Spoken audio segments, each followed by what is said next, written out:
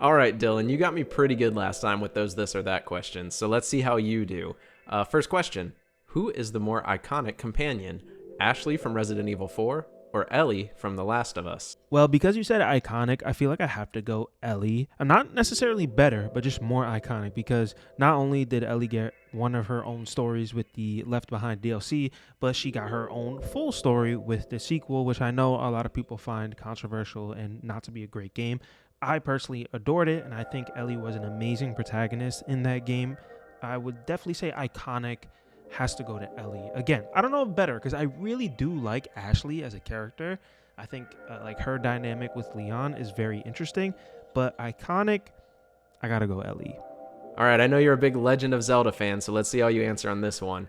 Which Nintendo classic was more influential, Super Mario 64 or The Legend of Zelda Ocarina of Time? Ooh, okay, influential. I mean, Super Mario 64, of course, came out 2 years earlier, and it just set a standard for like camera control, how three-dimensional levels would be. I mean, when you compare it to something like Crash Bandicoot, which I believe came out the same year, and like Nights into Dreams, which I also believe came out the same year, and just a lot of other first attempts at 3D, a lot of them seem very rudimentary. And of course, Super Mario 64 is rudimentary itself, but when you line up all those games and you ask yourself, okay, where would games continue to go and improve on in the future?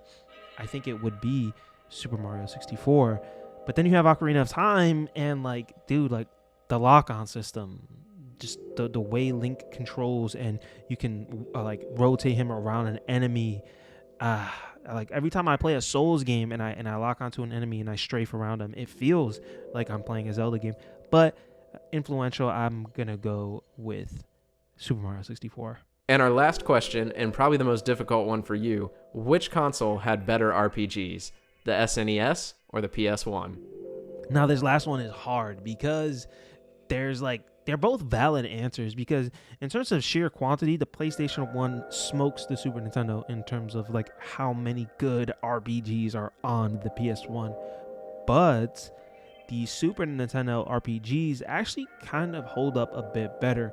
Pixel art holds up better than those ugly 3D polygons that I love, but a lot of people don't love. And also, there's no loading times on those Super Nintendo RPGs. They also just feel paced a tiny bit better. Um, it's hard.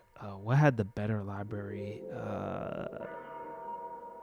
I don't know if I'll say it's my favorite of the two, but better library, I'll have to go Super Nintendo.